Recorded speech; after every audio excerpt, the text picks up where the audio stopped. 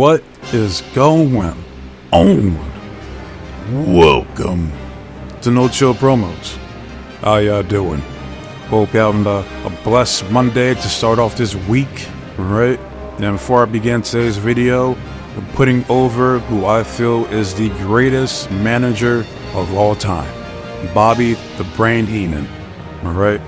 Real quick, I just want to do a quick shout out to all subscribers to the channel and to the followers on Rumble. Alright, still at 115 subs. Slowly but surely, that number is going to keep on rising. Alright, so I got a lot of shit going to be dropping this week. Alright, so look forward to that. And real quick, I just want to put over one of my subs, Empire Wrestling Federation. I believe that's the name of your channel. Big ups to you, because that show on Saturday was tremendous. Alright, and I'm not just saying that. Like, that shit was crazy. I wasn't expecting that high quality of a show. Alright, from the pyro to the high level of creative characters that you made yourself, I'm assuming, you know, to the commentary, to the matches itself, bangers, like the editing, that's some crazy shit. So I'm gonna plug his channel down in the description below. Go check it out. Alright, better than any WWE pay-per-view you're gonna watch under the Triple H era garbage. Alright, go check it out. But enough of that, let's get into this video. And the main reason I wanted to talk about this is because of the revisionist history that's been going on here as of late.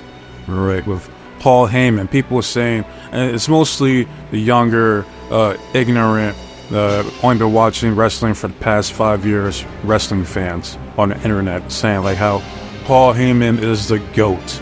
Alright, which, look, don't get me wrong. Alright, I like Paul Heyman. Always have. He's a Hall of Famer. He managed some of the biggest names in wrestling ever. Like, from The Undertaker, Brock Lesnar, RVD, CM Punk, Taz, and most recently, the Tribal Chief, Roman Reigns. Alright? And he did have a few failures under his belt too, like Cesaro and Curtis Axel. Like, they did try to push Curtis Axel at one point. Like, he was a former Intercontinental Champion, if I'm not mistaken. But he ain't got it. Like, just gotta be honest. Like, he was nowhere as good as his pops. You know what the crazy thing is?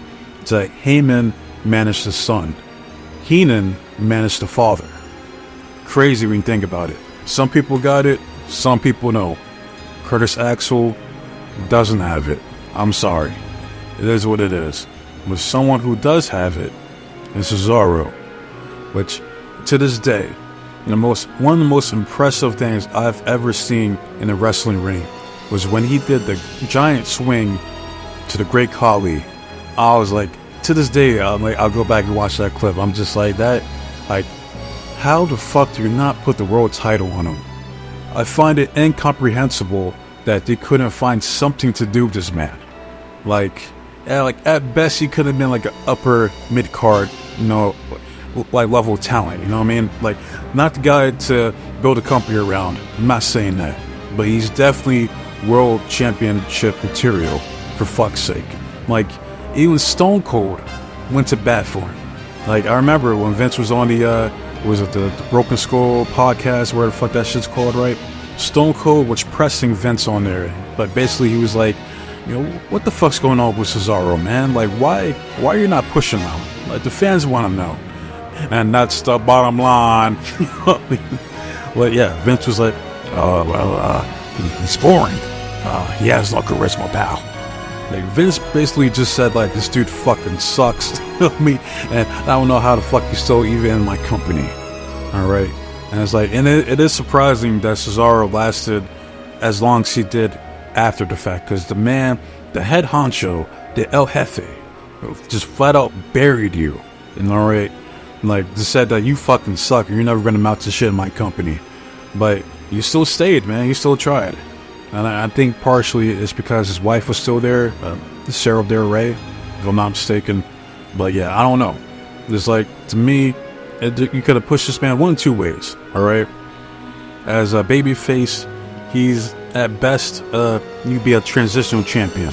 You know, you like have it keep the belt on him for like a couple months, if that. No, maybe a few weeks. All right, but as a heel, that's where the money's at with Cesaro, and that's where Paul Heyman should have came in.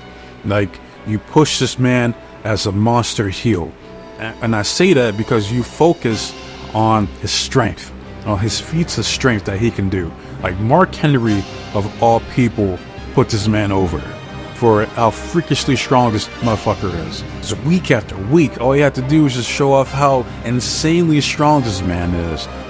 Like throwing around jobbers, like fucking lifting up cars, all that type of shit, man. They could have done that with Cesaro, and he didn't.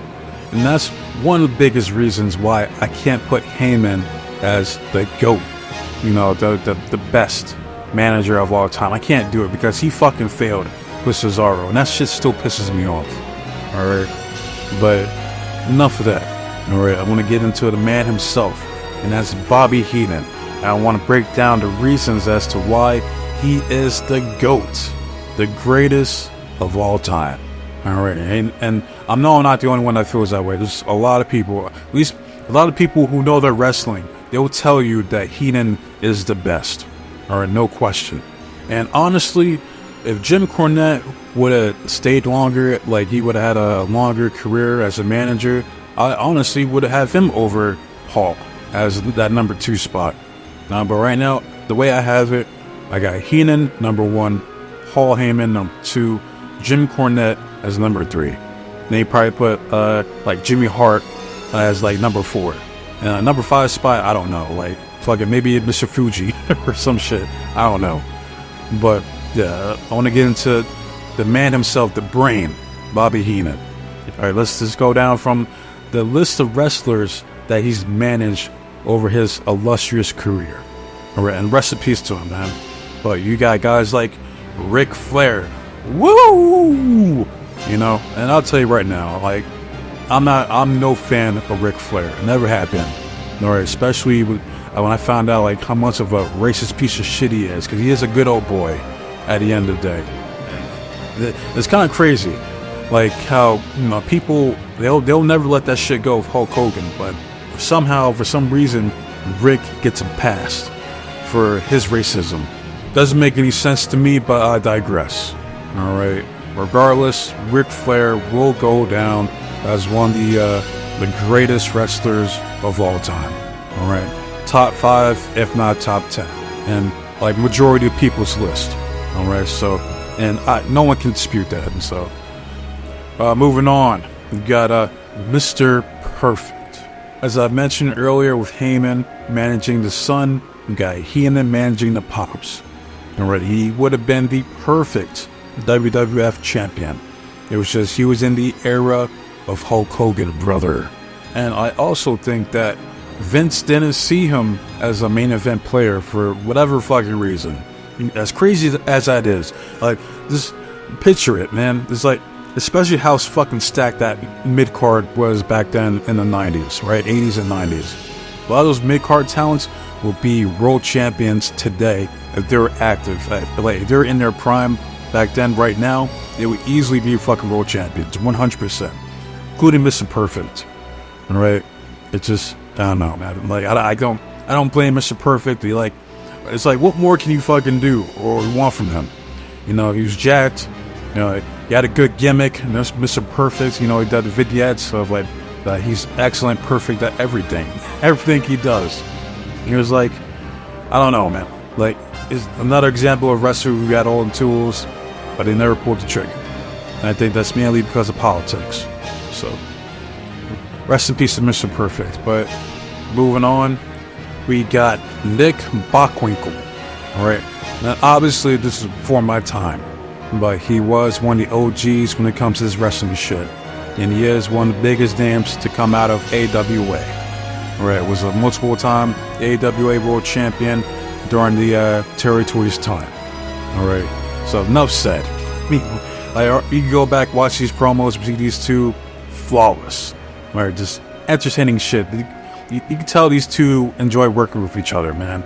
Just bouncing back and forth. Chemistry was on point. All right, so rest in peace to Nick Bockwinkel. Next is my guy, Rick Rude. All right, one of my favorites him and Mr. Perfect, one of my favorites in the 80s/90s, right? And he's another guy had all the tools, could wrestle, was jacked as shit, and could cut a promo. And I was watching Heenan's shoot interview that he did. It was like 2 hours long, but it didn't feel like it. One of the best shoot interviews I've ever seen. Just very, very entertaining and informative. All right, but he was like, he despised working with Rude because Rude felt he didn't need him. But Vince felt he did, which is crazy when you think about it. Because Rick Rude was not a bad promo. Right? It's like, again, you take a prime Rick Rude, like for back then, you put him in today's era, easily he would be a World Heavyweight Champion. 100%. So to say Vince didn't really believe in him like that is crazy. So he's another victim of politics, unfortunately.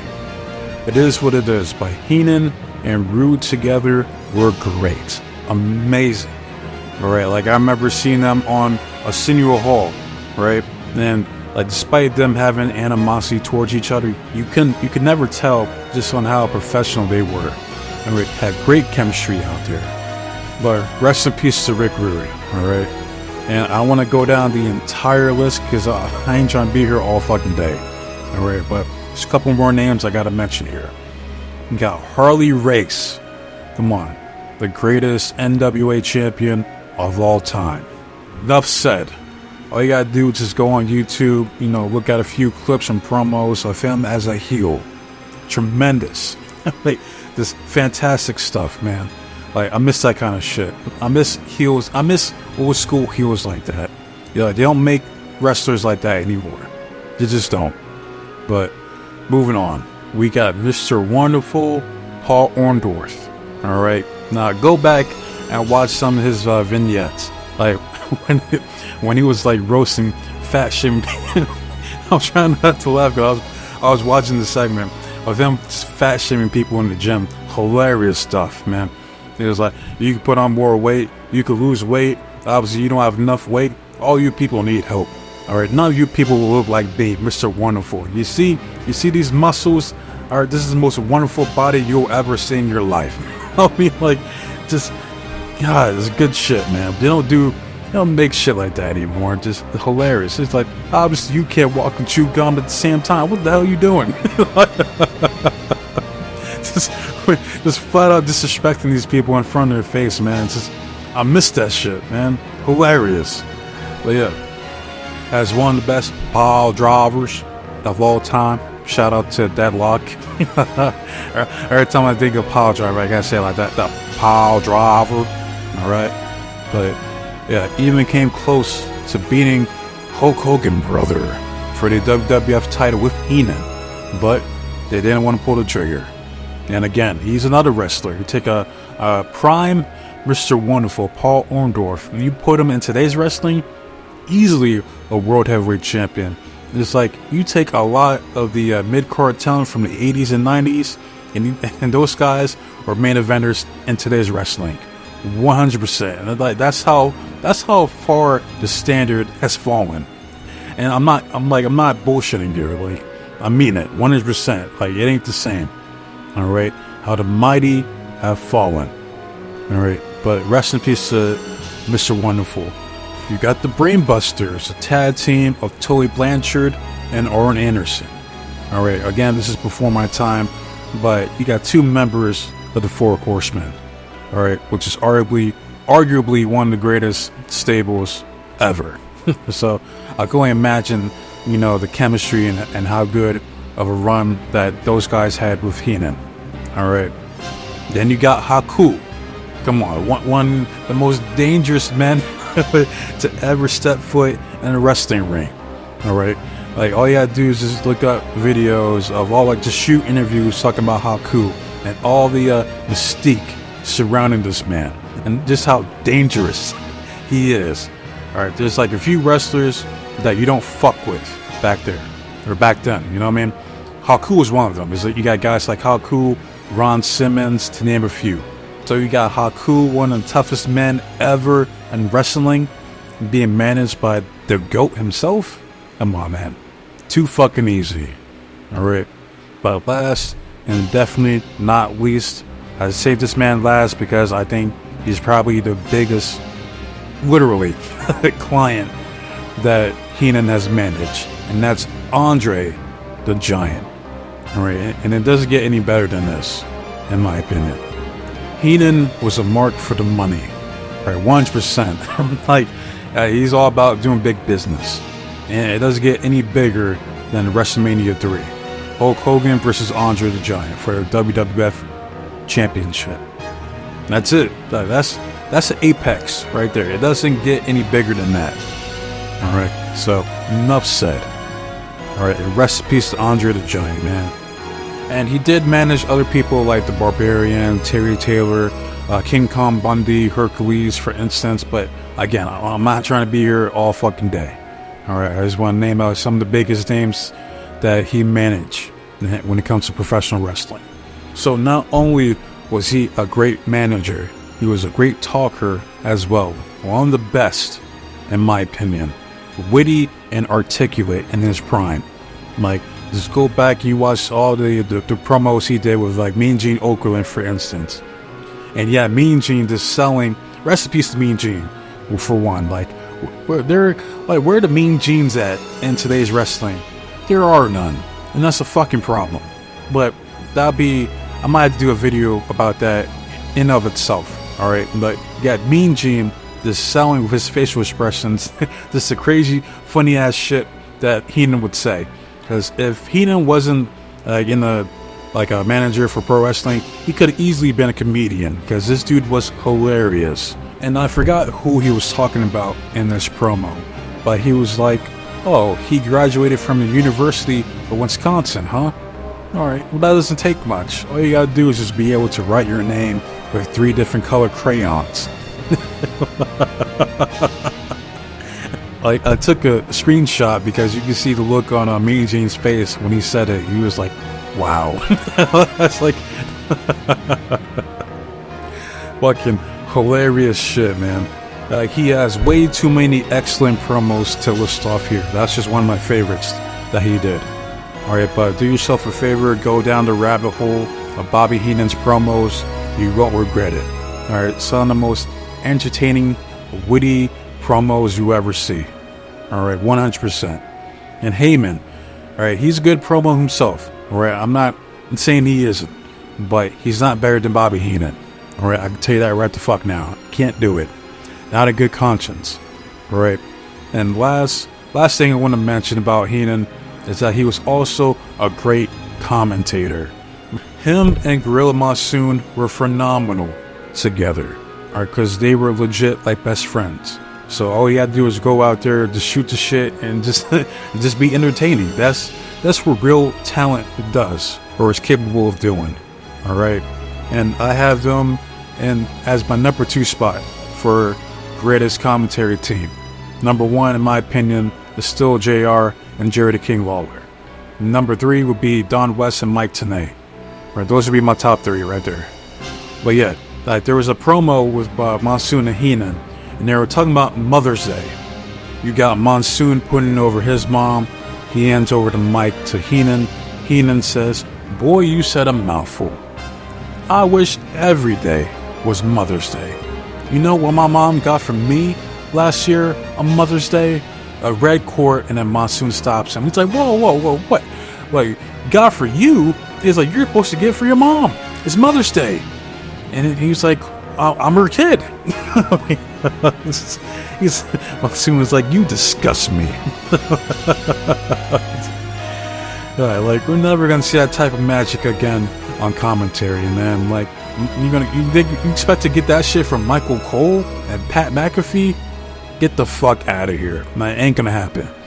All right. And Heyman also was good on commentary as well, but not to that level of Bobby Heenan and Gorilla Monsoon together, because some people have them as the greatest commentary team of all time, and I respect it if you feel that way. Like, I can't knock it. I think this is a matter of preference. It's a matter of preference and age, honestly. You know, for me, I gotta give it to JR and Jerry King Lawler. Alright, because that's mainly what I grew up watching. So, this is a matter of preference, really. So, yeah. In my opinion, Bobby the Brain Heenan is unequivocally the greatest manager of all time. And I mentioned earlier, I was watching his shoot interview, all right, and he was talking about everything, all right, and a lot of the shit he was saying about WCW and just pro wrestling as a whole still applies to this day. Like, I shit you not. Like, just talking about how he's like, you think wrestling could be saved?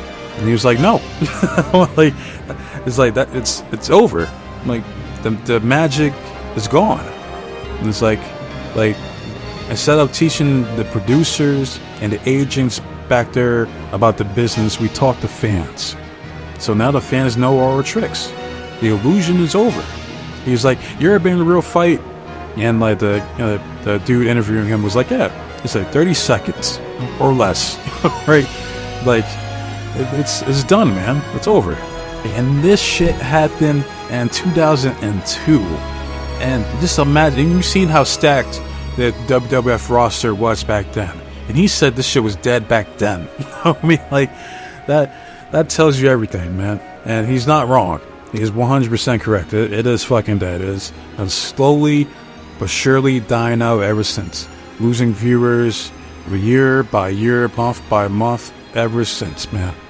Like, you got people like raving about Raw getting like 1.8 million subs when they used to get fucking high sevens. like can't make this shit up, man. And how he's saying how all the money that was being wasted in WCW is what led to the downfall of that company. You could say the same shit about AEW possibly, and how, you know, Con-Man just wasting money on talent. Like he said, like in WCW, like there was talent I seen that shouldn't be making it like 5 cents, let alone $500K a year. I mean, and you could say the same shit about AEW, honestly, because there's way too many fucking wrestlers like currently who are getting paid way too much, in my opinion. And I'm not knocking the wrestlers for making their money. Like, squeeze all you can out of that fucking lemon, alright? Because it is a business at the end of the day, and you're in it to make money. Alright, I'm just knocking Con-Man for being a complete imbecile. That's what I'm saying, like. But hey, man, that's his money. Hey, whatever. I don't care. So, one last thing I want to mention, because I almost forgot to bring this up. When I'm like, got Heyman with the tribal chief Roman Reigns with the whole bloodline shit, right? And great stuff. Alright, one of the best stories that they've told in years, at least within the past decade, easily, right? But just imagine if you had a prime Bobby Heenan managing Roman Reigns. Like, man, that shit will be flawless. Like, say for instance, you got like Jackie Redmond trying to talk to Roman Reigns, right? Heenan stops her. It's like, whoa, what are you doing? Alright, like, look, none of you ham and eggers, you or the people here in stupid Minnesota or wherever fucking place you're at, like fucking Oklahoma, alright? None of you ham and eggers are worthy of even being in Roman Reigns' presence, let alone talking to him. Alright, you don't talk to him, you talk to me. Alright? As a matter of fact, your interview's done. Get out of here. Some shit like that. You know, it'll be so much better, in my opinion, if they had Heenan managing Roman Reigns. But unfortunately, it wouldn't even happen because he would have been in his 70s at this point. So I highly doubt, or maybe he would be interested if the money was right. Who knows? You know, but like I seen one comment saying that like they wish Bobby Heenan was still alive, because if he was, like he would easily be like the top wrestling podcast in the world. And that is 100% true. Like, he would easily surpass fucking Jim Cornette and his fucking channel. 100%, man. Like, he would easily be the #1 wrestling podcast channel there is. 100%. With all the stories and how witty he is. Because he even said on the interview that he's like, I thought about being in radio, but I can't do it. I couldn't do it by myself. I'll need a partner. But all he has to do is just do what everybody else is doing. Just get like a random Joe Schmo to be the co-host, and bam, there you go. So, it sucks that he lost his life to cancer. I think he had a throat cancer, or laryngeal cancer, as some people call it. Fuck cancer. Alright? It's taken out too many good lives over the years, over the decades. You know, it's a damn shame. So, rest in peace to Bobby Heenan, who I'm gonna be in my Bret Hart shit. It's the best there is, the best there was, and the best there ever will be. Alright? That's all I gotta say. So, now I want to hear from you guys. How do you guys feel about Bobby Heenan? Are you like me? You feel like he is the GOAT, the greatest wrestling manager of all time? Or do you have someone else in mind who you think is better? Like you might feel Paul Heyman is better, or Jim Cornette. You know, you let me know in the comment section, alright? Love it, hate it, comment, subscribe to the channel. It's all the same to me. Right, I just want to see the engagement and the feedback from you guys. That's why I do these videos. That's all I want to see. Alright. As far as my next video, I'm going to be doing the Monday Night Raw review. Now, I hope it's a good fucking episode, man, because I don't want to watch this shit. Right? I really don't. But I'm doing it for you guys, because you guys want me to review it and break it down. So, I'll do it for you guys, alright? But, I wish enough for you guys this time, so, that said, be safe, be blessed, and take care of yourself. I'm out this bitch. Till next time, adios.